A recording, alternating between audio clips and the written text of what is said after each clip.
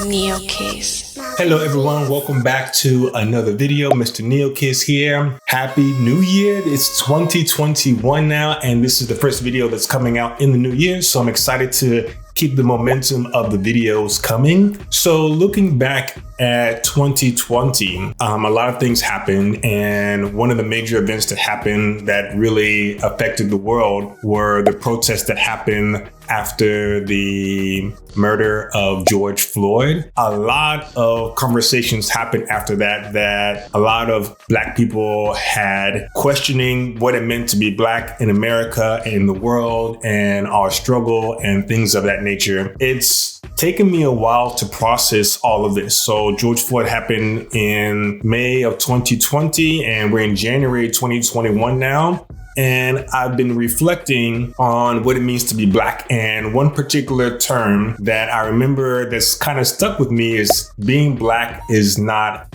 a monolith. That's been kind of like on my brain. And my hope is with this video that it will inspire a sense of pride and unity in our struggle and in our resilience, especially through the lens of Kizomba. Now that Kizomba has become a worldwide movement that is almost on every continent on this globe. And I think that is something to be celebrated. So if that's something that interests you, this video is for you. The reason why I mention a sense of pride and unity is because if you've been a part of the Kizomba scene, there's definitely been arguments and discussions and things of that nature over the roots of Kizomba and the legitimacy of urban kids, and confusion as we were and still are trying to figure out how to name these different art forms and new dances and styles of music as they continue to spread and rise in popularity. So this isn't something that is unique to just Kizomba. It happens in tango, it happens in blues, it happens in salsa. There's always kind of like this struggle between like the original style art form and how it evolves over time, and how do you kind of look in both directions of accepting the new and also not forgetting and make sure that you're honoring the past of where things came from, and making sure that the newcomers in the dance are aware of the roots and also the possibilities of looking into the future. So before we dive in, I want to define a couple of terms so we're on the same page as I share my ideas and my viewpoints on this particular matter. The first thing that I want to define is the word art form. This can be paintings, this can be music, this can be dance. There's all kinds of different art that can be created from different cultures around the world. So for the sake of this video, we're going to narrow our focus to the art forms of music and dance. I want to make the distinction between music and dances because it's really important. So let's take the statement, for example, I am dancing salsa. Now, if we're focusing on that statement, salsa is like the dance that I'm dancing, but like what music am I dancing to?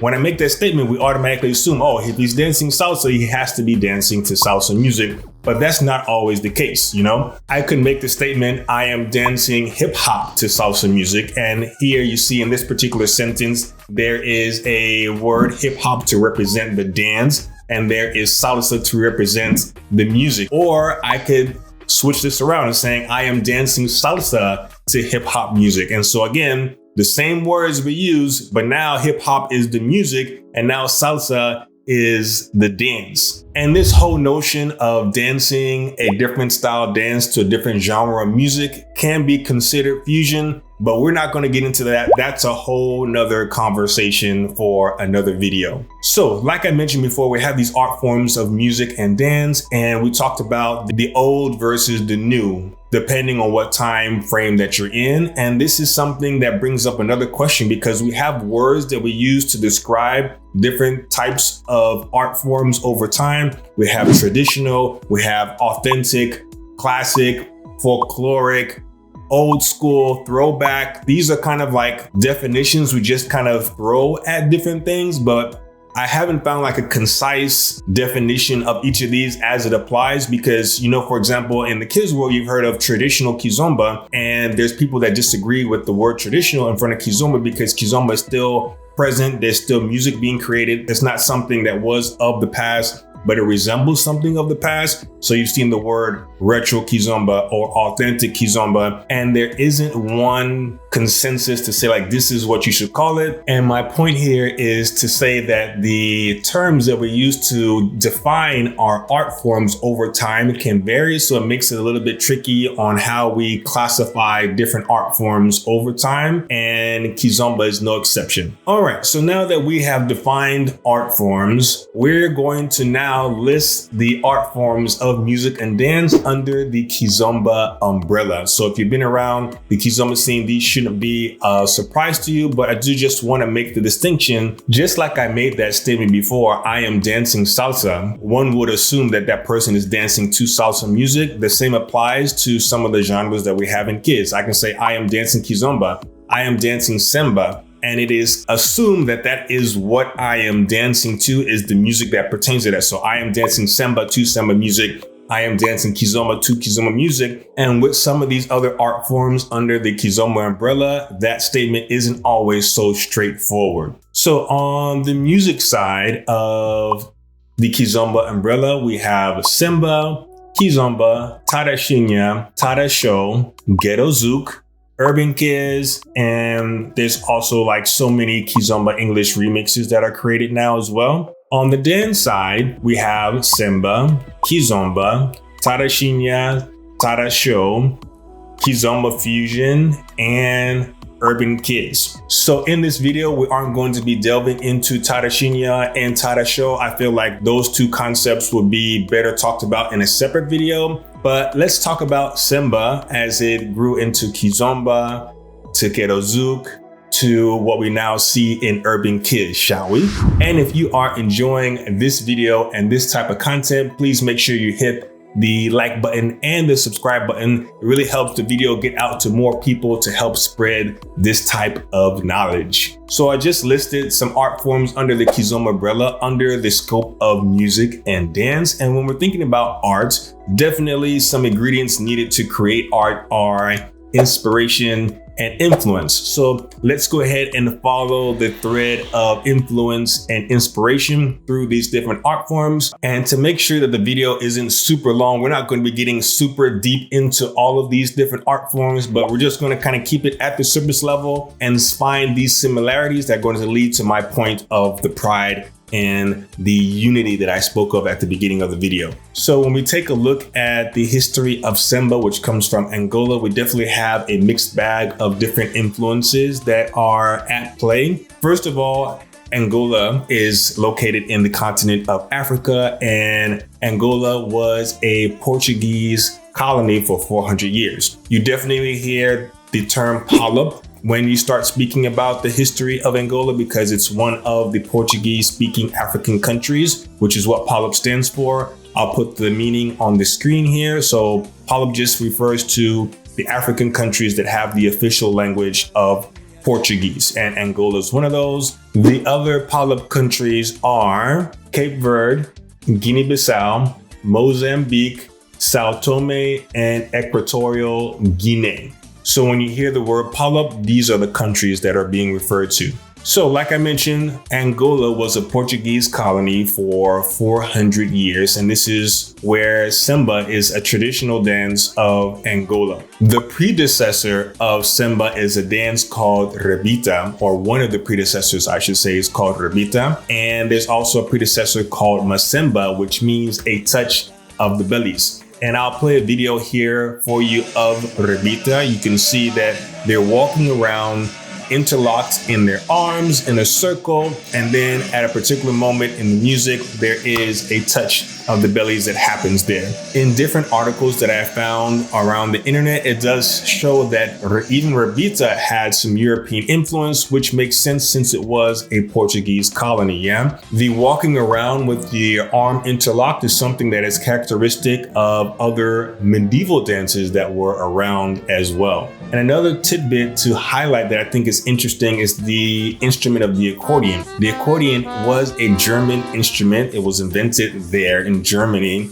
and it is present in the music of Rebita, Semba, and Kizomba. And you also find it in cumbia, and you also find it in merengue. So it's interesting to see that this German instrument made it around the world in a lot of traditional dances, of the partner dances that we dance today. So it seems even with Rebita, there's already intercontinental inspiration and influence in the creation of that particular art form. So could an equation be Rebita, which is African, plus the waltz, which is European, equal the partner dance of Semba? I'm not sure, just a question. It could be possible.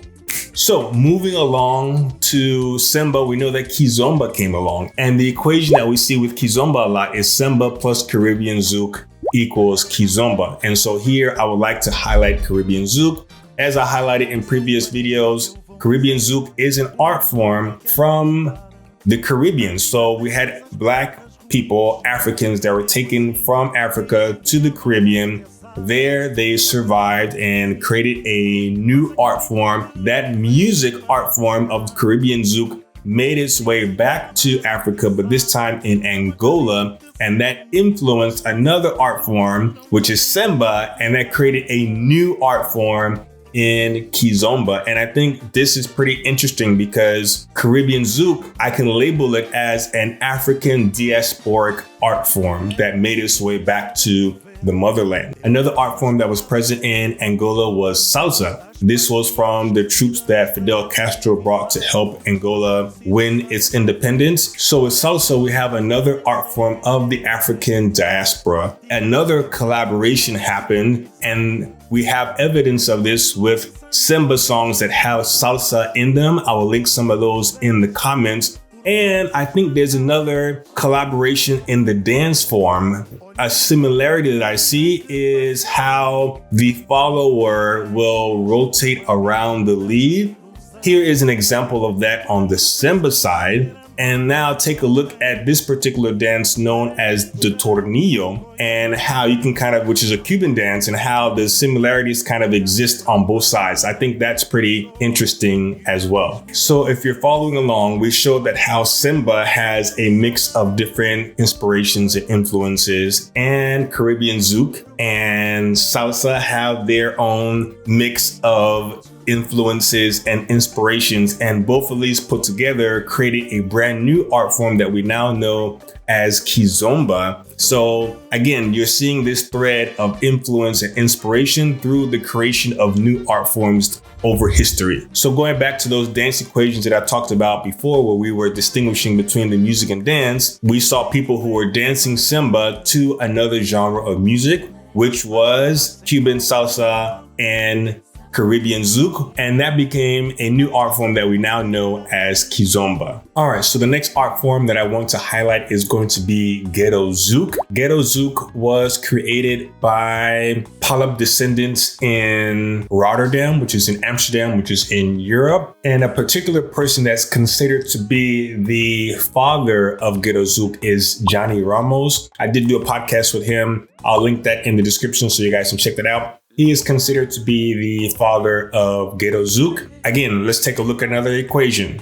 Kizomba plus R&B equals Ghetto Zouk. We've already talked about the inspiration and influences on the Kizomba side. What is R&B? R&B is a art form that was created by Black Americans that were previously in Africa. So again, kind of the same scenario. Africans were in Africa. They were brought to the US. They created a new art form as R&B. That influence spread worldwide, and that reached the inspirations of Johnny Ramos and his friends, Nelson Freitas and Samuel Ralph. There's a lot of guys that started off initially to help promote Ghetto Zouk. They combined that with their heritage because Johnny Ramos is from Cape Verde, and Cape Verde is one of the Palab countries that I listed before. And through that, they gave birth to a new musical art form now known as Ghetto Zouk. So again, we're seeing another example of intercontinental African diasporic art form collaborations. And if you're interested in finding more to another major contributor to Ghetto Zouk, I did a podcast with Kaisha a few years ago. I'll link that podcast as well. That one was really insightful to hear about the inspirations and the influences and how they're all mixing throughout the world. All right, so back to the equation again. The last equation I shared, Kizomba plus R&B musically gave us Ghetto Zouk. So now we have a new art form. So now what happens when we take Kizomba and I'm dancing Kizomba to not Kizomba music anymore. I'm dancing Kizomba to Ghetto Zouk music. There's kind of this unrecognized style of Kizomba that's called Kizomba fusion. Fusion, quote unquote, because I've been showing lots of examples of how things have been fused a lot through different cultures. So Kizomba fusion is kind of this unofficial dance style under the Kizomba umbrella that's used to kind of describe Kizomba that's not really urban Kiz, but Kizomba that's not really authentic Kizomba either. I feel like Kizomba fusion works really well with the Ghetto Zouk musical genre, as Ghetto Zouk seems to be the happy middle ground between the urban Kiz camp and the more authentic Kizomba camp, because you can interpret the music as you want. So if I'm going back to those equations again, I can dance urban Kiz to Ghetto Zouk music, and I can dance Tarashinha or Kizomba basic steps to Ghetto Zouk music, and it's pretty compatible. And Ghetto Zouk is typically sung by descendants of the Palo countries, so they're going to accept their own music. So over the years of Kizomba fusion being danced to Ghetto Zouk music, as I mentioned before, R&B was an inspiration for the Ghetto Zouk music to be created, and R&B is in English. But the first Ghetto Zouk songs were either in Portuguese or in Creole. But as more and more producers caught on to the wave of Kizomba, a lot of remixes started getting created of English songs, of old school R&B songs and hip hop songs. And this started to make the music even more popular and more relatable to a larger audience of dancers. So as we see the Kizomba remixes happening, we're seeing that, hey, they're still holding on to the R&B influence, but that influence is stronger in the remixes as the words are from original R&B songs. And Kizomba remixes are definitely something that really inspires me and makes me happy to dance to as an African American who grew up with R&B and hip hop, and it just inspires a lot of nostalgia. And that's what inspired one of these little projects that I did called the Kiz Remixes project. So if you go to my website, neilkizomba.com, you will find a bunch of remixes of Kizomba. And if you click on one of those names of the songs, you'll see who the original artist was, if there was a cover or not, the original song, and the nostalgic factor of each of the songs. Just a cool thing to figure out, and also kind of like see how these inspiration and these influences of the new remixes are getting brought back forth again, because some of these are remixes from songs that are 10 to 15 or even 20 years ago. And that brings us to our last art form, which is going to be urban Kiz, which to some can be considered a music style, and definitely it's a dance style. And this was created in Paris. So as the R&B influence grew, we all know that if you're speaking or dealing with R&B, hip hop is not going to be far behind. And I feel like the R&B and hip hop culture definitely influenced the creators of urban Kiz. So we have Enna, we have Curtis, we have Moon, we have people like Noel, and the whole kind of French style Kiz is what it was called before we even called it urban Kiz, was really huge in Paris. And Paris is definitely a huge hotspot where you can find a lot of descendants from the Palo countries. Here we have strong influence of R&B and hip hop art forms from the US, and these are from Black Americans who are Africans who were brought to America, inspiring descendants of the African diaspora who are from Africa but end up moving to Europe. These two guys are collaborating, and a new dance style is born called urban Kiz. And then that really explodes and starts to take off. And now there's urban Kiz in Australia, in Europe, in Asia, in the US, in Mexico, in South America. It's really just starting to spread all over. So you can see this thread of influence and how we're kind of all interconnected through different stages of the influence as it crosses over time. So just to recap, let's go through the art forms so we can go through this thread one last time, and I'll give my final thoughts. So we started off with Semba. The predecessor of Semba is Semba Rebita, and there's definitely European influence there, even in Rebita. And the equation that I put forth that is just an opinion at this particular point. I don't have proof because I wasn't there, but was Rebita plus waltz or some European influence gave birth to Semba. Semba plus Caribbean Zouk gave us the creation of Kizomba, which was, again, highlighting Cuban, rumba, and salsa with Caribbean Zouk, African Diasporic art forms that made its way back to Africa and helped create a new art form. And from there, that led us to the creation of Ghetto Zouk, because now Kizomba got mixed with R&B, which was a African Diasporic art form, which is music from Black Americans in the United States. From there, that influence started to grow to where we started to get more English remixes. And with this new style of music that gave forth to first Kizomba fusion, which is now Kizomba the dance with Ghetto Zouk music, which is giving us a fusion of Kizomba of those two elements, because you have a different dance style now to dance to.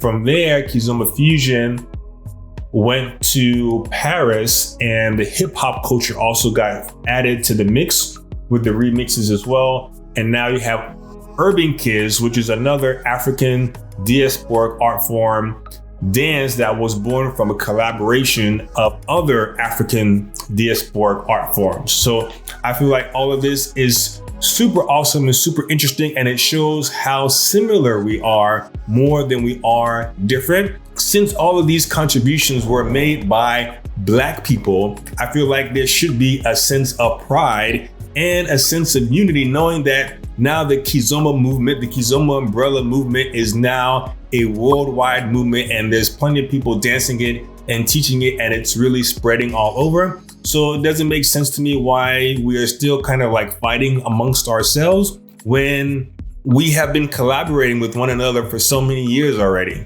So our cultural identity really ties into when and where we were born. But as human beings, none of us chose when to be born or where to be born. It's not like we were in some place and it was, I want to be born in India in the 1980s. Like, we didn't really have that choice when we were born. We're just kind of like luck of the draw. At least that's what I think happens in the life before life. And our upbringing really plays a part on the art forms that we are exposed to and the nostalgia that it creates in us as we get older. These feelings can be from the entire spectrum of the human experience, from happiness to anger to loneliness to sadness. It really depends on what that particular art form is inspiring inside of you. But most of us dance because we want to be happy. And if different things inspire happiness in different people because of when we happen to be born or where we happen to be born, why hate on somebody else's happiness? Over the years of being a part of different dance scenes and knowing different people from across the world, I know that a Mexican hearing a song from Selena inspires a different type of nostalgia. A Cuban person hearing a song from Celia Cruz, a British person listening to the Beatles, an old hip hop head hearing a track from Kool Herc, or maybe a person who loves rock and roll listening to an old Metallica song, or a jazz musician from the 50s listening to Ella Fitzgerald, or people who grew up with old school salsa listening to a Hector Lavoe song. Or it could be an Angola listening to a song from Eduardo Payne. And for me, my nostalgia definitely gets triggered when I hear the Kiz remix of Lauryn Hill's Doo-Wop, or when I hear the Kiz remix of Chris Brown's Yo. That just brings so much happiness and joy when I hear that song. And so different human beings, different experiences, different triggers for nostalgia. So I'm curious, what are your triggers for nostalgia? Let me know in the comments below. So life as human beings, we're here. We're trying to share cultures, share inspiration, share influence, and we're trying to unite despite our differences in culture and age and language, we can still come together and unite. And especially as Black people, we have contributed so much to all partner dances, as I explained in the other video about the origins of the partner dances, but then also under the Kizomba umbrella, like these are our art forms that have made worldwide recognition. I think that's something to be proud of. I believe that's something that we can unite under. As human beings, we're trying to make the best of our human experience and live as many happy days as we can while we're here. We definitely know that tomorrow is not guaranteed. And I'll end this video with a little story of mine. So 2 years ago, there are two beautiful human beings named Leo and Leah. They brought me out to Saskatoon, Saskatchewan, which is in Canada, to come out and teach some workshops there. Had a lot of fun. It was really cold, but lots of fun. And I had this idea because I get all these quirky, inspirational ideas when I'm teaching. And the idea that I came up with was the Fetus Vortex. And so I was just basically having this existential question about life of like, we don't choose when we were born or where we were born. And that kind of has a big impact on our identity. So instead of worrying about heaven or hell, wouldn't it be logical to think about life before life? And I recently watched the Pixar movie Soul, which kind of talked about that same very thing. So I will link the post that I made 2 years ago in the comments so you guys can check that out if that's something that you're into. And I thought it was pretty cool that an idea that I had from 2 years ago made its way to become a Disney movie today. So who knows, I should start to keep track of these ideas, you know? Yeah, life is interesting. We don't know where we came from. We don't know where we're going. While we're here, we can definitely be happy. We can dance, we can learn about each other, we can share with one another. And I think those are good values to have, at least in the partner dancing world, in my opinion. I hope you guys enjoyed the video. Make sure you like the video, make sure you subscribe, and I will see you guys next week in the next video. Peace.